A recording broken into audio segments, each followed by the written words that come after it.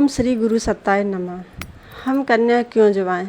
हमें कन्या जवानी से क्या लाभ है? एक साल में 4 नवरात्रि आती हैं। 2 तो सार्वजनिक हैं जो चैत में और कुमार में आती हैं। वो सार्वजनिक है, सभी लोग जानते हैं, सभी लोग मनाते हैं। और 2 गुप्त रूप से मनाई जाती हैं। वो है माघ की नवरात्रि और आषाढ़ की नवरात्रि, जो गुप्त रूप में मनाई जाती है। लेकिन कन्याओं को उसमें भी करना चाहिए और सार्वजनिक में भी कन्या भोजन जरूर करना चाहिए। हमारे हिंदू धर्म में कन्या जवानी का बहुत बड़ा रिवाज है। सभी लोग अधिकतर कन्या जवाते हैं, लेकिन इसका महत्व हम सबको किसी को नहीं मालूम है। आज मैं इसकी खोज करके आपके सामने लाई हूँ। हमारी गुरुदेव की पुस्तक है, इसमें गुरुदेव ने स्वयं लिखा है, हम आपको बताते हैं। और इससे पहले हम आपको स्वामी विशुद्धानंद जी की कहानी बताते हैं। स्वामी विशुद्धानंद जी जो है, जिसको गंध भाभा नाम से प्रसिद्ध है, इनका जन्म हुआ था 14 मार्च 1853 में हुआ था। ये बहुत बड़े सूर्य के उपासक थे।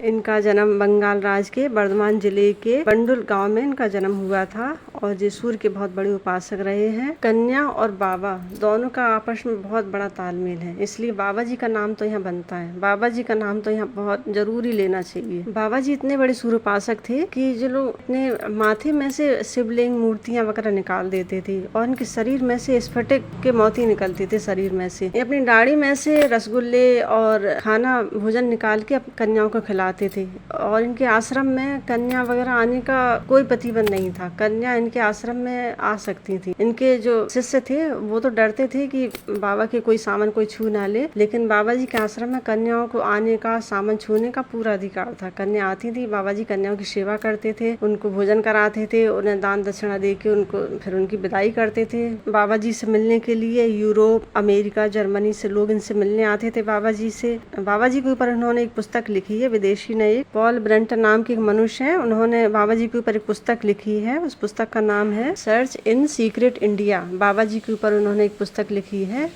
यही उसका नाम है।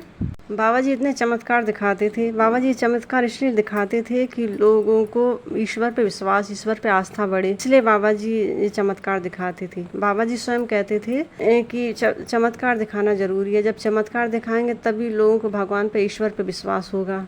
एक बार क्या हुआ कि बाबा जी कामाख्या माता के मंदिर पे गए, तो वहाँ पे बाबा जी ने कहा कि बाबा जी बिना कन्याओं को जिवाए जल तक ग्रहण नहीं करते थे। वहाँ के जो पंडा वगैरह थे वो बोले कि हम कन्या अपने हिसाब से जमाएंगे। बाबा जी बोले नहीं, हम अपने हिसाब से जमाएंगे। इस बात पे दोनों में बहस हो गई। तो वहाँ के जो पंडा थे सब एक हो गए। उन्होंने बाबा जी को पूजा करने से भी मना कर दिया और कन्याओं को मना कर दिया कि कोई भी नहीं जाएगा बाबा जी के पास। तो कन्या एक भी नहीं आई बाबा जी के पास। तो बाबा जी एकांत हो गए और बाबा जी जाके तपस्या करने लगे। बाबा जी 2 दिन तक तपस्या करने लगी बिना जल पिए। तब वहाँ से आदर्श रूप से पता नहीं कितनी कन्याएं आने लगी। बाबा जी ने उन सबको भोजन कराया, सबको, सबकी सेवा करी, सबको दान दक्षिणा देके सबको विदा किया। बाबा जी का इस तरह बाबा जी की कन्या का अनुष्ठान पूरा हुआ। बाबा जी स्वयं कहते थे कन्या जवानी से हम कर्म बंधन से मुक्त होते। बाबा जी इतने चमत्कार दिखाते थे।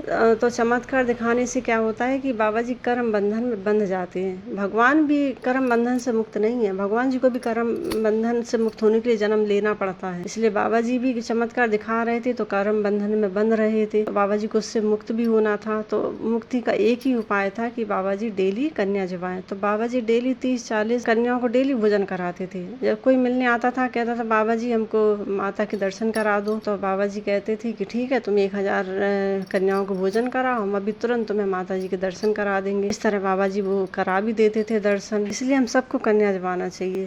बताओ, इतना छोटा सा उपाय है, इस उपाय से हम लोग कर्म बंधन से मुक्त हो सकते हैं। हमारे गुरुदेव ने भी अपनी पुस्तक में लिखा है कि कन्या जवानी से हम कर्म बंधन से मुक्त होते हैं। देखो, जब तक पूजा पाठ करने से हम अपने पाप तो काट लेते हैं, लेकिन कर्म बंधन कैसे कटेंगे, उसके लिए हमको कन्या जवाना चाहिए। इसलिए हम लोगों को कन्या निःसंग को जवाना चाहिए। 1 साल से लेकर के 11 साल तक की कन्या साक्षात जगदम्बा का रूप होती है। इसमें कोई भेदभाव नहीं कि गरीब अमीर का कोई भेदभाव नहीं होना चाहिए। कन्याओं को माता का रूप मानकर उसकी हमें उपासना करनी चाहिए, उनका पूजन करना चाहिए, उनके पैर धोना चाहिए, उनको वस्त्र, अन्न, दान, जो हमारी श्रद्धा है उस हिसाब से अपनी कन्याओं को हमको तृप्त करके उनको विदा करना चाहिए। जय श्री गुरुदेवाय नमः। ओम श्री गुरु सत्ताय नमः। ओम शांति।